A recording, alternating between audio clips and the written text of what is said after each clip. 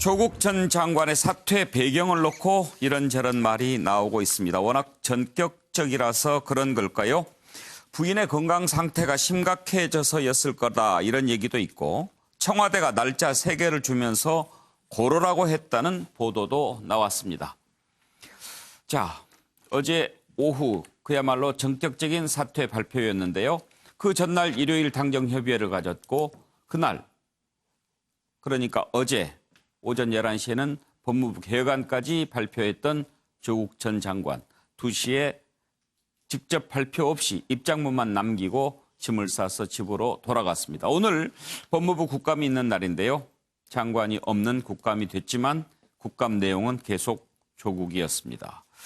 자, 이런저런 얘기가 많이 나오는데 과연 사퇴 배경 정말 무엇이었을까? 오늘 한번 다시 짚어보겠습니다. 관련된 녹취 들어보시죠. 문재인 정부의 법무부 장관으로 임명이 된다면 서해 맹산의 정신으로 공정한 법질서 확립, 검찰개혁, 법무부 혁신 등의 소명을 완수하겠습니다. 지금껏 저와 제 가족의 부족한 점을 꼼꼼히 들여다보지 못한 채 대한민국의 법과 제도 개혁을 위해서 앞만 보고 달려왔습니다. 이번 과정을 성찰의 기회로 삼아 긍정적 사회개혁을 위해서 혼신의 힘을 다할 것을 다짐합니다. 제가 만신창이가 되었지만 제가 할 수 있는 데까지 다 해보겠습니다. 그리고 힘이 붙이면 조용히 물러나겠습니다. 개인적으로는 자연인으로 돌아가서 저희 식구들을 돌보고 싶습니다. 그런데 마지막 공직으로 해야 될 소명이 있다고 생각해서 이 고통을 참고 이 자리에 나왔습니다. 평소 주장대로라면 검찰이 소환할 경우 장관직을 사퇴하고 조사를 받는 것이 맞다고 보는데 소환될 경우에 그렇게 하시겠습니까? 소환이 되면 소환 통지가 저에게 온다면 그때 제가 고민하겠습니다. 국민 여러분께 죄송하고 송구하고 감사하고 고맙습니다. 저는 이제 한 명의 시민으로 돌아갑니다. 법무부 혁신과 검찰개혁의 과제는 저보다 훌륭한 후임자가 맡겨질 겁니다. 더 중요하게는 국민들이 마지막 마무리를 해주실 거라고 믿습니다. 언론인 여러분께도 감사합니다. 고맙습니다. 조국 전 민정수석은 퇴임할 때까지 끝까지 무책임하게 떠났습니다. 아무리 국정감사의 선서가 두려웠지만 자신이 그렇게 자신 있고 당당하다면 자신이 주창한 검찰개혁에 대한 입장을 국정감사에서 분명히 밝히고 또 자신을 둘러싼 범죄 혐의에 대해서 깔끔하게 해명하면 될 텐데 국정감사 하루를 앞두고 사퇴를 했습니다. 저는 참 비겁한 사람이라고 생각합니다. 예, 김영주 의원. 네. 참 길었습니다. 우리 뉴스와이드에서 거의 2달 이상 조국 그렇습니다. 이슈만 다뤘던 것 같은데 네. 자, 이제 물러났으니까 우리도 이제 좀 이 이슈에서 벗어나야 되겠지만 오늘까지는 한번 좀 짚어보죠. 그런데 네. 어제도 패널들끼리 사퇴 배경을 놓고 이렇게 저렇게 좀 짚어봤습니다만 하루가 지나고 이런저런 얘기가 나옵니다. 혹시 네. 뭐 배경과 관련해서 김 의원 들은 얘기 있으세요? 사실 뭐 그렇게 많이 뭐 다 공식적으로 여러 가지 이야기들이 나옵니다만은 예. 어쨌든 청와대 쪽에서는 사실무근이라고 얘기하고 예. 있으니까 그것을 다시 뭐 들춰내서 이렇게 날짜를 몇 개를 줬느냐 예. 아니냐 이렇게 얘기하는 것은 좀 적절하지도 바람직하지 않다고 생각합니다. 다만 이제 그 조 장관이 그 치에 대한 부분은 사실은 저는 대통령께서 이미 임명할 때 2개 시나리오를 놓았다는 것 자체에서 예. 이걸 끝까지 갈 수도 있고 어쨌든 무죄 추정의 원칙이라는 대통령으로서의 어떤 입장이 있지 않습니까? 뭐 광화문에 나온다고 해서 다 그걸 받아들일 수 있는 것 같고 검찰이 불러서 피해자라고 얘기하는 것만 가지고도 할 수도 없는 거고 본인의 어떤 말하자면 장관으로서의 자질 논의를 먼지털이 하듯이 해가지고 부모님이라든지 동생의 처까지 다 뒤지는 이런 것들도 뭐 볼상사나운 것이었습니다만 크게 보면 조 장관은 이 최근에 나타나는 특히 이제 10월 3일 12 이후에 나타난 여러 가지 부동층의 어떤 자유한국당의 이동 움직임 또 국정 수행에 대한 어떤 국민들의 어떤 비판적 인식의 증가 다시 말해서 개혁 동력의 상실이 염려됐기 때문에 예. 가장 큰 것이 아니었는가 그렇게 생각이 들고요. 이제 그런 시점에서 청와대도 같이 한번 뭐 조 장관도 그런 고민을 했거니와 청와대 또 민주당 입장에서도 이것이 이렇게 길게 갈 부분이 아니다라는 판단을 하게 이르지 않았냐 생각이 들고요. 예. 개인적으로는 어쨌든 최근에 밝혀지듯이 부인의 어떤 뭐 병의 문제라든지 건강의 문제라든지 그것이 매우 심각했다. 예. 겉으로 드러내지 못했지만 이제 그런 부분이 있지 않았겠나 그렇게 생각이 듭니다. 어제 강기정 청와대 정무수석은 본인이 결심한 거다 그렇게 얘기했는데 이런저런 것을 봤을 때 본인의 결심이 가장 큰 배경이었을 거다 이렇게 보시는 이제 거군요. 저는 솔직히 말하면 두 가지 다가 연결돼 있다고 봅니다. 본인도 처음부터 그런 고민들을 갖고 이 일을 시작했던 것이 예. 사실인 것 같고요. 끝까지 어디까지 갈 것이냐도 본인도 알지 못한 상태에서 그러나 무조건 간다가 아니라 어쨌든 하는 데까지는 해보겠다는 의지. 그러나 예. 끝까지 간다는 아니었던 것으로 보여지고 이제 그런 의미에서 조심스럽게 말하자면 이제 이 논의가 좀 어렵게 된 건 사실은 서초동 집회였다고 보여집니다. 그래요. 정태근 의원 어제 조국 전 장관도 정권의 부담 얘기도 했는데 대통령한테도 부담이 될 거라고 계속 생각했을 거예요. 물론 그랬습니다. 예. 하지만 조국 장관은 일관되게 임명권자가 결정할 문제다라고 사실은 얘기해 왔습니다. 그래서 저는 퇴기를 날짜를 결정한 것은 조국 장관일 거지만 결국은 사퇴를 결심하게 된 것은 대통령이 결심하신 예. 것이고 그 이전에 당도 민주당도 그리고 총리실도 청와대 참모들도 더 이상 이 상황을 끌고 갈 수 없다라는 진언이 저는 있었다고 보여집니다. 예. 제가 우연히 지난 금요일 날 저녁에 민주당의 그 고위 인사를 장시간 얘기할 기회가 있었습니다. 예. 그때 제가 나라를 위해서도 그렇고 민주당 본인들을 위해서도 그렇고 조국 장관 사태가 계속 진행되는 것은 바람직하지 않지 않느냐라고 지연되는 얘기를 거나? 하니까 예. 의외의 답변이었어요. 오래가지 않을 것이다라고 얘기했습니다. 그러고 난 다음에 바로 이제 그 다음 주 월요일 날 일이 벌어진 건데 고위 관계자가 누군지는 밝힐 수 그러면 안 되고요. 없고. 예. 지난 9월 9일 날 임명 전후의 과정을 보면 이해할 수가 있습니다. 9월 9일 날 임명됐는데 그 주 목요일 날 여의도에 쫙 돌았던 얘기가 뭐냐면 대통령이 청와대의 총리와 비서실장 그리고 당대표, 원내대표를 오시라고 해서 예. 의견을 구했을 때 여의도에 목요일 날 그때 한 9월 11일경에 돌았던 얘기는 총리와 비서실장, 노영민 비서실장은 반대를 했는데 예. 당에서 특히 이해찬 대표, 이인영 원내대표가 우리 진영들의 공고함들을 위해서 임명을 해야 된다라는 얘기가 여의도에 돌았습니다. 근데 예. 그 사태가 한 달이 지나가면서 사실은 민주당에서도 이제는 현실적인 판단을 하지 않을 수가 없다라는 판단을 했고 따라서 당도 그렇고 총리실도 그렇고 청와대 참모들은 말할 것도 없고 대통령한테 진언을 했을 것이고 예. 대통령께서도 결심을 할 수밖에 없는 상황. 그래서 결심을 하신 다음에 다만 대통령의 입장에서는 그래도 조국 장관의 명예롭게 나가는 모양새를 만들어주기 위해서 기회를 줬던 것이고 그래서 사실은 뭐 검찰청에서 얘기한 내용들이나 법무부가 얘기한 내용이나 검찰개혁에 대한 내용이 큰 차이가 없음에도 불구하고 그래도 조국 장관으로 인해서 한 단계가 매듭지는 것들을 보여주고 예. 사태로 간 것이 아닌가 저는 그렇게 이해했습니다. 예. 아무래도 조국 장관 그동안 해왔던 얘기들이 있었기 때문에 뭔가 청와대 측과 교감이 있지 않았겠느냐 이렇게 생각할 수 있겠죠. 여권 관계자들 얘기를 좀 들어보면 좀 짐작하게 하는 대목이 있지 않을까 싶은데요. 한번 들어볼까요? 조국 장관이 언제 사퇴 의사를 밝히신 건가요? 그건 추후에 말씀드릴게요. 네. 뭐 청와대의 뜻인가요? 아니면 조국 장관님 본인의 뜻인가요? 장관님의 결심이었어요. 네. 사퇴 이유에 대해서는 어떻게 말씀하셨나요? 오늘 그 회견문 속에 다 들어있죠. 그걸로 가름할게요. 예. 청와대 사퇴 의사를 언제 밝히신 거예요? 조국 장관께서는 계속 이 촛불을 지켜보면서 무거운 책임감을 느끼셨어요. 그렇기 때문에 언제 밝혔냐라는 말씀은 그 최종 시점이기 때문에 그건 추후에 말씀드릴게요.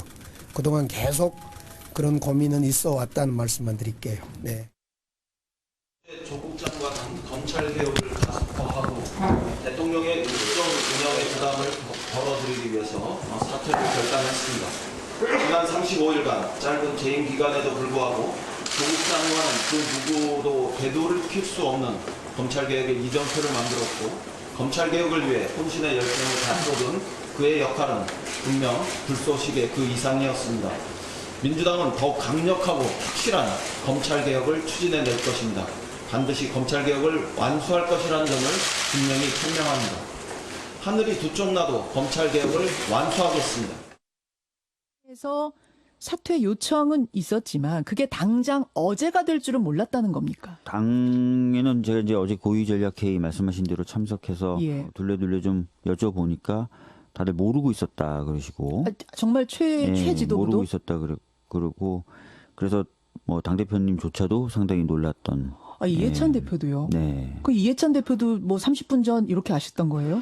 그러니까 이렇게 된 거죠. 이제 강기정 수석이 찾아가서 예방을 하면서 원내대표님하고 이제 당대표님한테 그 사실을 알렸고 후에 이제 제가 이제 전해 들은 거니까요. 예, 저하고 아마 차이가 나봤자 한 10분에서 15분 차이일 겁니다. 예. 차재원 교수는 혹시 좀 취재 좀 해보셨나요? 아니요, 저는 취재를 안 해봤습니다만, 대충의 나름대로의 관측, 제 분석, 이렇게 봤을 때는 저는 여러분들이 말씀하시듯이 그러니까 이 여당의 지지율 하락, 그리고 여러 가지 부분들이 있지만, 아무래도 제가 생각했을 때는 조국 전 장관이 자신이 그러니까 그 장관으로 임명될 때 가장 큰 소명이었던 검찰 개혁에 대해서 나름대로 되돌릴 수 없는 정도까지 상당하게 뭔가 지금 이 방점을 찍었다. 그런 부분들 때문에 이번 부분들이 자신의 거치 때문에 그러니까 지금 이쪽 시대적 대세로 지금 자리가 굳혀지고 있는 검찰 개혁이 더 이상 흔들려서는 안 된다. 일종의 자기 나름의 결단이 아니었나 하는 생각이 듭니다. 물론 가족의 또 여러 가지 그러니까 건강 문제라든지 또 이런 사업 처리 그런 부분들에 대한 계산도 깔려 있겠습니다만 어쨌든 지금 조국 장관이 35일간의 재임 기간을 통해서 보여줬던 이 지금 검찰 개혁에 대한 빠른 검찰 개혁에 대한 여러 가지 조치들을 하는 부분들에 대해서는 저는 그 부분들을 평가할 부분은 평가해야 되지 않을까 하는 생각이 드는데요. 지금 직접 수사를 폐지하기로 했던 검찰 사무 규정에 대한 개정, 그리고 또 인권 보호와 관련된 수사 준칙, 그리고 또 이 검찰의 감찰 강화라는 이 검찰 개혁 부분 중에서 이 법무부 자체적으로 할 수 있는 부분은 일단 다 완성이 됐다. 그렇다고 한다면 본인 입장에서는 이 지난번 취임식 때 이야기했던 이 서해 맹산의 정신을 어느 정도는 충분히 됐다. 그래서 제가 쓴 부분이요. 그러니까 이 서해 맹산에 노는 이것이 그러니까 이순신 장군의 진중음에서 노는데요. 이게 서해 어용동이거든요. 서해 바다에 다짐을 하니 이 물고기와 용이 감동을 하고 그리고 산에 맹세를 하니 초목이 알더라는 뜻인데요. 아마 본인 입장에서는 서해 맹산의 제사로 검찰 개혁에 대한 나름대로의 충분한 기틀을 만들었기 때문에 자신이 물러난다 하더라도 이 부분을 되돌릴 수 없고 모든 국민적 공감대가 형성된 만큼 이 부분에 대해서는 충분한 개혁 동력을 가질 수 있고 그것이 이 자신으로 인해서 방해받거나 좌절될 수는 안 되겠다는 나름대로 결단 때문에 저는 어저께 물러난 것이 아닐까 하는 생각이 듭니다.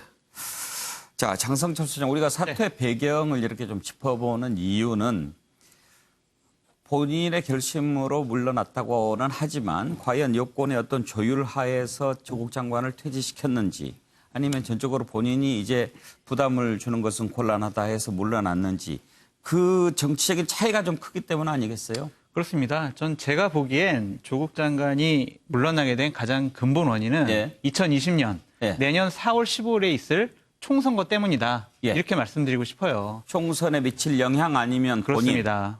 그러니까 총선거에 조국 장관이 유리하냐 불리하냐 이걸로 판단 기준을 했을 거예요. 어제가 10월 14일인데 총선 딱 6개월 전이었습니다. 그러면 이제 정치권은 어떻게 하냐면요. 모든 프로그램을 이 내년 총선에 맞춰서 다 프로그램도 짜고 유리하냐 불리하냐 이렇게 따지거든요. 근데 어제 한 여론조사가 무척 많은 시사점을 줬는데 예. 다른 건 다 짚으셨겠지만 중도층에서도 지금 역전이 됐어요. 예. 민주당 같은 경우에는 30.9, 한국당 같은 경우 32.2로 1.3%의 미세한 차이지만 중도층에서도 한국당에 더 많은 지지를 보낸다? 이것은 여당에 어마어마한 충격일 겁니다. 그러니까 일단은 조국 장관을 잃어서 문재인 대통령이나 우리 집권 세력은 무척 속상하고 분하기도 하겠지만 예. 다시 민심을 얻을 수 있는 기회를 가졌다. 그렇게 생각을 했으면 좋겠고요. 아까 저는 이인영 원내대표 한 얘기에 대해서 좀 한 말씀 드리고 싶어요. 예. 하늘이 두 쪽이 나도 이 사법개혁 하겠다. 예. 이것은 정말 자칫 잘못하면 또 다른 민심의 역풍을 불러일으킬 수 있다라는 생각이 듭니다. 왜냐하면 집권 여당의 원내대표잖아요. 그러면은 대화, 타협, 조정, 야당을 정말 개혁에 동참하도록 설득을 해야 합니다. 밀어붙이기식으로 하면 이건 또 다른 역풍 맞을 수 있을 것 같다. 그런 생각이 듭니다. 예. 총선 지적하셨는데 우리가 잠시 후에 한번 좀 짚어볼 텐데요. 앞으로 조국 장관 거취에 대해서 내년 총선 출마 가능성은 어떻게 보세요? 저는 사법 처리가 되지 않는다면 총선에 출마할 것이다. 그래요? 라고 생각합니다. 그 부분 이따가 다시 한번 좀 얘기해 보도록 할까요? 박진영 국장 나오셨는데 네네. 사퇴 배경 어느 쪽으로 보셨나요? 조국 장관은 본인이 완전 연소되었다는 것을 느낀 것 같아요. 이 광장의 목소리가 조국 사퇴와 검찰개혁이 두 가지가 있었는데 이 검찰개혁으로서 이렇게 전환이 되어야 된단 말이에요. 이런 상황에서 본인이 끝까지 버티고 있으면은 이 검찰개혁으로서 전환되기 어렵다라는 인식을 하신 것 같고요. 오늘 그 황교안 대표가 그런 이야기를 했지 않습니까? 이 대통령이 유감을 표명했음에도 불구하고 사과해야 된다. 그리고 공수처를 받을 수 없다. 이야기를 했단 말이에요. 이건 뭐냐면은 조국 씨의 시간을 계속해서 이분들은 끌고 가고 싶은 거예요. 검찰개혁으로 넘어가기 싫은 거예요. 이런 상황들을 조국 장관이 인지를 했기 때문에 본인의 시간을 끝을 내고 국회로 공을 돌려서 검찰개혁의 시간으로 완전히 바꿔놨다. 저는 이렇게 말씀드리고 싶습니다. 예. 예, 서정욱 변호사는요? 저는 이제 그 판넬에 이렇게 적었는데요. 국민과 싸워서 이제 이기는 정권은 없다. 예. 한마디로 이제 저는 사태 배경은 대부분 99.9% 바로 이제 민심이 악화되면서 정권의 지지율이 급락하고 총선의 경고등이 켜지면서 대통령이 해임을 했을 것이다. 이게 99.9%라 봐요. 물론 이제 검찰의 전방위 수사 압박 때문에 조국 장관 등이 그만두고 싶은 이런 게 마음도 일부 있을지 모르지만 그러기 조국 장관은 장관직을 유지하는 게 오히려 수사의 방어막이 될 수도 있고 오히려 이게 유리한 점도 있거든요. 근데 가족 수사 때문에 본인이 스스로 결단했다면 이제까지 이렇게 오래 버틸 이유가 없거든요. 따라서 저는 그 이유보다 조국 장관의 어떤 검찰 수사 압박보다는 지지율 급락에 따라서 정권 내부에서 이제 그 현역 국회의원들에게 기성전 배지 아닙니까? 바로 이게 내년 총선에 경고등이 오니까 우리 그 당정청에서 저는 해임을 시켰다. 이래 보고요. 그럼 이게 왜 퇴결했는데 왜 4월 10, 하필이면 이게 10월 14일이냐? 요거는 이제 국감하고 연결시켜 봐야 돼요. 바로 이게 국감에 나가면 청문회 때는 거짓말을 해도 이게 위정이 안 되죠. 근데 국감에 나가서 만약에 당국대 딸의 논문을 고대에 제출했습니까? 이래 물을 때, 그럼 했습니다. 하면 이게 진실은 한 걸로 나오지만, 근데 본인이 옛날 안 했다 했기 때문에 그것도 이게 문제될 수 있고, 그럼 이게 키스트에서 딸은 인턴을 2주 했습니까? 이러면 이게 3일밖에 안 한 게 밝혀졌기 때문에 그것도 이게 거짓말을 할 수 없고, 또는 이게 서울대에서 15일 동안 다 했습니까? 이렇게 질문할 때 하루밖에 관계없고, 예를 들어, 그 다음에 이 코링크피는 이름도 모르고 사모펀드 개념도 모릅니까? 이래 질문했을 때 뭐라고 답합니까? 이게 만약에 위정이 되면 1년 이상, 10년 이하 처벌되면 총선이고 뭐가 아무것도 없잖아요. 변호사니까 한 가지 여쭤보겠는데요. 거짓말을 하면 위증이잖아요. 그런데 그 부분에 대해서 잘 기억이 안 납니다. 이런 것도 위증이 되나요? 그렇죠. 위증은 이게 주관설이기 때문에 기억나는 걸 안 난다. 안 나는 걸 난다. 이것도 이게 위증이죠. 아, 그렇군요. 그래서 이게 1년 이상 10년 이하. 그러니까 이제 이거 14일 퇴길 중에서는 제일 빨리 사퇴한 게 아니게 보입니다. 얘기하지 않겠습니다. 이것도 위증이 됩니까? 아, 그거는 이게 정은 거부고요. 그러니까 주관적 기억과 다르게 진술하면 전부 이게 위증이. 그래요. 다양한 시각에서 얘기를 해 주셨는데요. 문재인 대통령은 조국 전 장관이 사의를 표명한 뒤에 곧바로 사표를 수리했습니다. 그리고 또 1시간 후에 사의 표명을 한 지 1시간 후에 수석 보좌관 회의에서 국민을 향해서 송구하다 이런 메시지를 남겼는데요. 이제 문재인 대통령 조국 장관을 통해서 실현하려고 했던 검찰개혁 계속 추진해 나가려고 하겠지만 또 이번에 국론 분열, 국민들의 갈등 이런 부분을 어떻게 하면 다독이고 또 위기를 헤쳐나가야 할까 하는 카드 고민할 것 같은데 어떤 카드가 있을까요? 이 부분도 한번 생각해 보겠습니다. 먼저 어제 문재인 대통령의 발언부터 들어보시죠.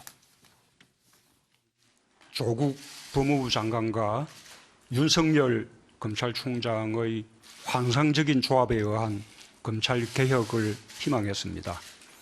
꿈같은 희망이 되고 말았습니다. 이번에 우리 사회는 큰 진통을 겪었습니다. 그 사실 자체만으로도 대통령으로서 국민들께 매우 송구스러운 마음입니다. 그런 가운데서도 의미가 있었던 것은 검찰개혁과 공정의 가치, 언론의 역할에 대해 다시 한번 깊이 생각할 수 있는 소중한 기회가 되었다는 점입니다. 자, 정태근 의원, 이제 어떤 걸로 반전을 할 수 있을까요? 대통령께서 인식만 바꿔주시면 반전 카드는 많이 있습니다. 근데 일단 그 인식의 전제가 되는 게 지금 상황이 심각하다라는 것들을 직시를 하셔야 되는데 오늘 블룸버그 통신에 보면 문재인 대통령이 3년 전 박근혜 대통령의 위기와 비슷한 위기 상황에 처해 있다. 이게 제가 출력해 온 건데요. 그런 정도로 지금의 위기 상황을 좀 심각하게 받아들이셔야 됩니다. 그런데 저는 결국은 특별한 반전 카드가 있는 것이 아니라 문재인 대통령께서 당초 취임사에 얘기한 대로 국정기조를 전환을 해야 됩니다. 첫 번째는 무엇보다도 이제까지 사실상 실패라고 평가받았던 경제정책 기조를 바꿔야 됩니다. 지금까지 지속해왔던 소득주도 성장 바꿔야 됩니다. 예. 그래야지 이 위기가 빨리 더 내려가는 것도 막을 수가 있는 거고 두 번째, 이번 조국 사태에서 국민들이 가장 심각하게 느꼈던 것은 소위 코드 5기 인사입니다. 5기? 네. 그러니까 그 코드대로 나는 가겠다. 내 권한을 행사하겠다. 이것을 바꾸겠다라는 말씀을 하시면 저는 상당 정도 국민의 마음이 누그러질 거라고 생각을 하고요. 두 번째, 민주당이 역할을 해야 되는데 사실은 이번 과정 속에서 민주당은 너무 무기력했습니다. 정말 역대 어느 정당보다도 청와대에 대해서 바른 말 못하고 소신 있게 얘기 못한 게 민주당의 문제였고 그래서 시간이 장기간 끌어왔는 건데 지금도 사법개혁이 최우선의 과제가 아니고 아마 우리 국민들은 우리 정치가 가장 문제라고 생각할 거예요. 그래서 사법개혁을 가지고 또다시 대립국면을 만드는 것보다 정말 여의도의 정치를 바꾸겠다. 정치를 개혁하겠다. 그런 연장선상에서 선거법 문제도 바라봐야 되고 동시에 민주당은 대결적 국민으로 가면 갈수록 불리할 수밖에 없습니다. 민주당이 먼저 협치의 자세를 조금이라도 보여주는 것. 이게 반전의 과정이라고 생각합니다. 민주당이 무기력했다면 왜 그랬다고 생각하십니까? 총선 앞두고 공천권 때문에 그랬다고 생각하십니까? 왜냐하면 대체로 보면 문재인 대통령의 지지율이 높을 때 당에서 반대하는 목소리를 내는 것은 손해니까. 그렇지만 계속 지지율이 떨어지고 빨간불이 켜지는 상황이었는데도 아무 말을 안 했다면 무엇 때문이었을까요? 제가 파악하기로는 민주당의 지금 공천 구조가 소위 권리당원을 중심으로 한 경선 구조입니다. 경선이라는 것이 상당히 민주적인 방식인 것 같습니다만 그 권리당원을 한쪽 지지자들이 많이 차지하고 있을 때에는 사실은 제대로 된 정말 자유로운 경선이라고 보기가 어렵고 그 지지자들의 의견들이 한쪽에 쏠려 있는 조건 속에서 내 자신이 불리함을 당할 수밖에 없다. 그래서 이런 얘기가 나오는 거예요. 내가 소신 있게 얘기하면 경선에서 떨어지고 지금처럼 침묵하면 본선에서 떨어진다. 이런 얘기가 그래서 나왔던 겁니다. 총선을 앞둔 상황에서 바른 말 내는 국회의원들 많지 않았다. 이런 지적이셨고요. 김영주 의원께서는 전국을 반전시킬 수 있는 카드 어떤 게 있다고 생각하십니까? 뭐 기본적으로 조금 이제 그 내용들을 좀 다듬어야 되겠다는 생각이 많이 듭니다. 예. 가령 이제 정말 뭐 적폐청산, 검찰개혁 이런 논의를 하고 있는데 그게 본의 아니게 국론 분열 또 자기 지지파들을 위한 정치 이렇게 국민들이 보기 시작했기 때문에 그런 굉장히 위험한 신호가 온 거거든요. 그렇기 때문에 어제도 여러 가지 송구합니다는 얘기를 하면서도 언론 탓을 한다든지 이렇게 얘기하기보다는 전반적으로 국민들이 통합할 수 있는 기조로 대통령께서.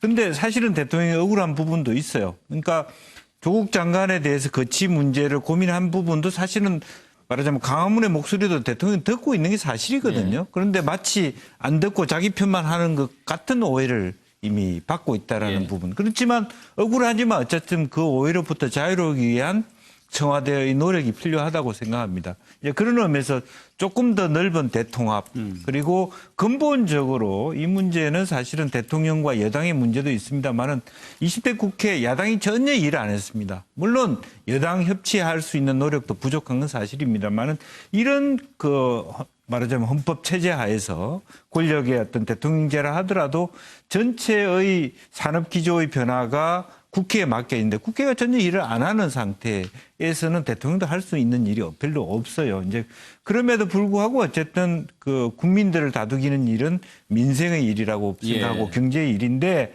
필요한 것은 조금 더 말하자면 보여주기식이 아니라 국회를 설득하면서 법 제도를 개선하려고 하는 조금 더 대통령이 내 문제를 알고 있구나를 느낄 정도의 학습과 그런 좀 디테일이 필요하다. 저는 그렇게 생각이 듭니다. 그러면 적폐청산, 검찰개혁 이런 메뉴에서 대통합, 민생경제 이런 주력 메뉴를 좀 바꿀 필요가 있다. 이런 저는 왜냐하면 지금 동력이 상실된 상태에서 적폐청산과 검찰개혁을 혹시 얘기한들 주방장을 바꿀 필요는 없다고 생각하십니까? 뭐 저는 필요하다면 예. 주방장도 바꿔야죠. 예. 그런데 어쨌든 다시 한번 대통령의 동력을 확보해야만 예. 그래야만 뭐 적폐청산을 하고 검찰 개혁도 하고 언론 개혁도 할 수 있는 일인데 대통령의 지지율이 빠진 상태에서 벌써 이제 중반을 지나가는 상태에서는 뭐 아무리 강한 얘기를 해봤자 오히려 그게 독이 됩니다. 약이 되기보다는. 이제 그런 면에서 지금 현재 대통령의 시기가 어디쯤인가라고 하는 고민을 하면서 다시 한번 초심으로 돌아갈 필요가 있다 그렇게 생각합니다. 박진영 국장이 좋은 아이디어가 있으신가 보죠? 예, 저는 뭐 대통합과 민생경제에 저도 뭐 찬성을 합니다만 예. 이 대통합과 협치 부분에 있어서 검찰개혁만큼은 여야가 같이 좀 추진해야 된다는 입장을 분명히 해야 된다는 생각이 듭니다. 왜냐하면 국민의 82%가 검찰개혁에 동의를 했고요.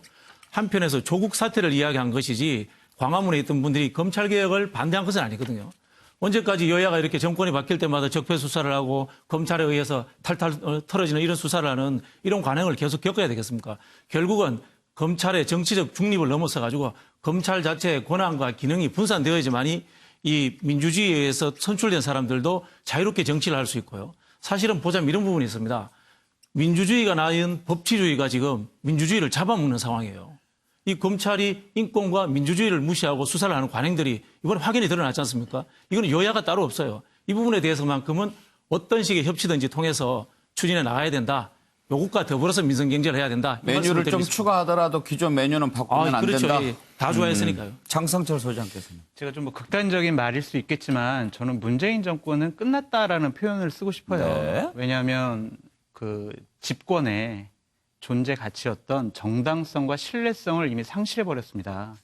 상처를 받으면은요, 치유는 할 수 있지만 흔적은 남습니다.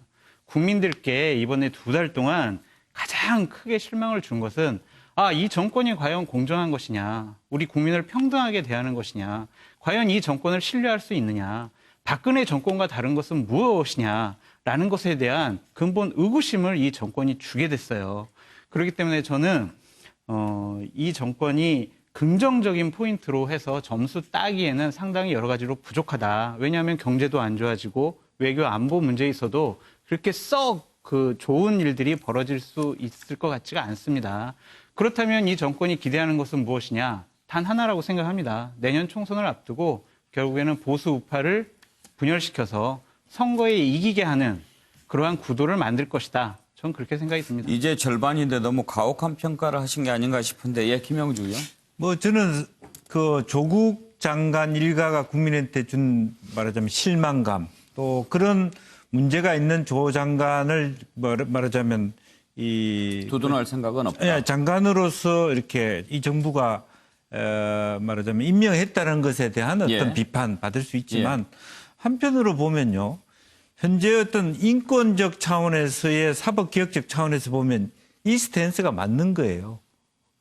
국민들의 입장에서 볼 때 조 장관을 빨리 내리고 벌 주고 하는 것보다는 일반 국민들이 봤을 때 그러면 검찰이 마음대로 피의자가 기소만 하면 다 문제가 되는 그런 것이 과연 정당한가, 그런 의미에서 대통령의 답답함이 저는 있다, 그렇게 말씀드리고 싶습니다. 예. 자, 다음 이슈로 넘어가겠습니다.